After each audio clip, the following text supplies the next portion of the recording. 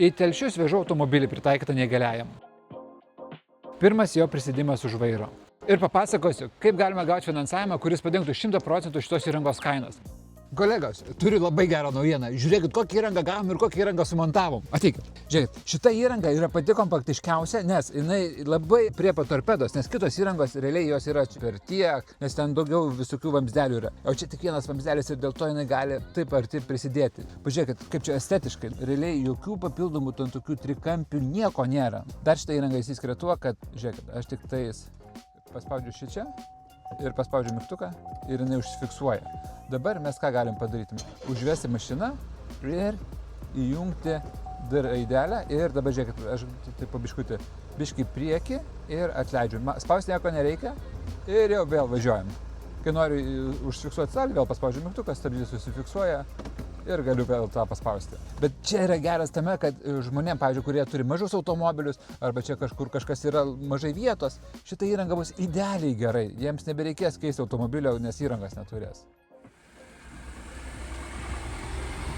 Kas liečia šitą temą, tai tikrai galite man paskambinti, telefonas tikrai bus čia kažkur tai aprašuose ir tikrai papasakosiu, pakonsultuosiu ir jeigu reikės ir susitiksim, pakalbėsim, parodysim.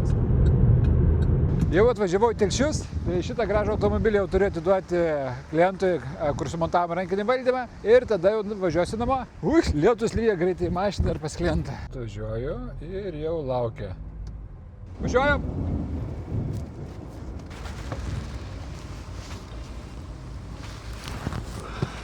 O. Ar čia gerai padarėm šitą, ar blogai? Gerai.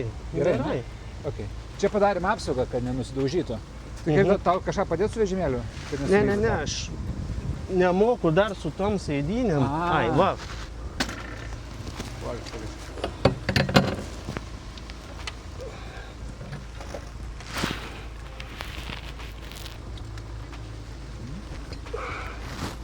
Tai aš papasakosiu, kaip galima gauti 100% kompensacijos tokia įrangai, kuri yra skirta žmonėms su negale.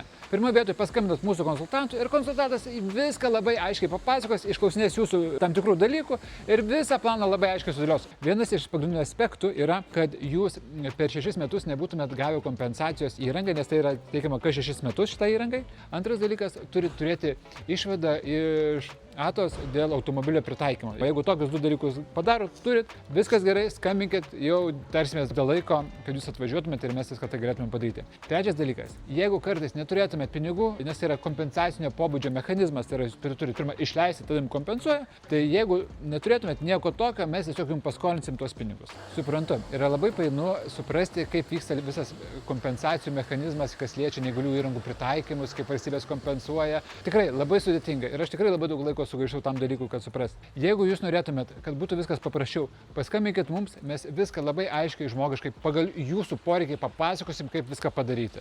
Tikrai pakonsultuosim, kaip įrangas įsidėti į automobilius, į namus prisitaikyti, kaip prisitaikyti savo patalpas. Viskas bus ženkliai paprasčiau.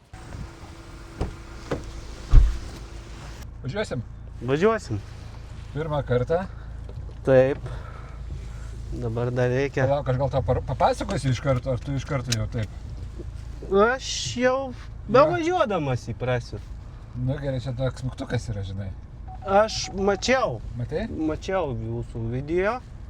Aš žinau apie tave tokį dalyką, kad tu labai esi stiprus žmogus ir tu 4. aukštą ant šiknos kiekvieną rytą vakarą leidėsi. Taip, tokia mano kasdienybė. O, pirmoji duobė. Labai lengvai. Lengvai? Jo. Gerai. Mano senoji biškį stipriau reikėdavo traukti, kad gazuotųsi. O pamėginam stabdžius klausyk. Ubliamas. Stabdu. Pataikėm ant pikų. Telšiuose pikai, žinai, tai čia Vilniuje kasdienybė. Tai žinau, kad čia mums su Vilnium nėra ką lygintis. Bet tu supratai apie tą mygtuką, kad tu ten, kai paspaudi stabdį, tą paspaudi ir mygtuką ir viskas? Taip, kad jisai užfiksuoja. Jo, okei, supratai. Nustumi ir paspausk. Ir paleisk. Palak. O kai biškį viršų, į tą ir viskas. Patinka tau Telšiuose? Patinka, kai turiu draugę, turiu darbą, ko daugiau ir bereik. Dirbu prie medžio gaminių, prie urnų, prie kryžių. Mano darbas pagrindė yra šveitimas. Ar sunku darbą susirasti? Labai, Tikrai? labai, labai darbdavių požiūris yra neigiamas. Tai realiai yra sunku su darbdaviais, ne? Taip. O dėl ko jie nepriima, kaip tu manai? Arba ką reikėtų daryti, kad jie priimtų? Požiūrį keisti, nes kiek teko susidurti, tai tokį įspūdį susidarau, kad galvoju, kad jau jeigu ar sėdi vežimėlyje, ar judi sunkiau, tai kad tu nieko negali. Čia dar turbūt nuo tų senų rusiškų laikų likęs tas požiūris. Aha. Matau, dabar įspaudė, ne, šitą? Stipriau reikia paspausti, tada užsifiksuoja. O jautiesi tu diskriminuojamas čia kur nors? Ką jūs turite omeny Aš diskriminuojamas? nežinau, žinok. Kurioje sferoje?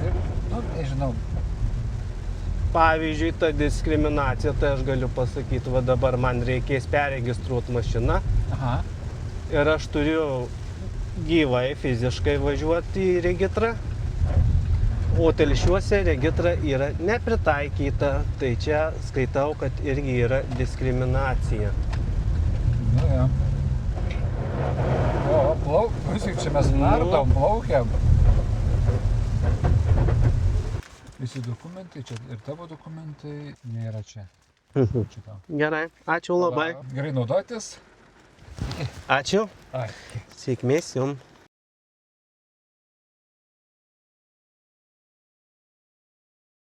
Andriui atidavėme automobilį Telšiuose, sėdau į traukinį, grįžau namo. Tai jeigu norit nemokamai turėti gerų daiktų, kurie palengvintų gyvenimą, skambinkit, mes tikrai padėsim. Ir dabar norėčiau pasakyti tokį dalyką. Andriui nekainavo šitą įrangą, nes visą tai kompensavo Lietuvos valstybė. Mes kiekvienu atveju žiūrim vis individualiai, pritaikom įvairiausias naujausias technologijas, įsikeliančias kėdės, liftus, visokius valdymus rankom, joystickus. Jeigu jums kažko tokio reikėtų, jūs kreipkitės į mumis, mes tikrai kiekvienu atveju atskirai pritaikom tai ir organizuojam, kad visą tai įsitektumėm į kompensavimo rėmus. Tai yra, kad jums tai realiai nieko nekainuotų. Tai jeigu norit nemokamai turėti gerų daiktų, kurie palengvintų gyvenimą, skambinkit, mes tikrai padėsim.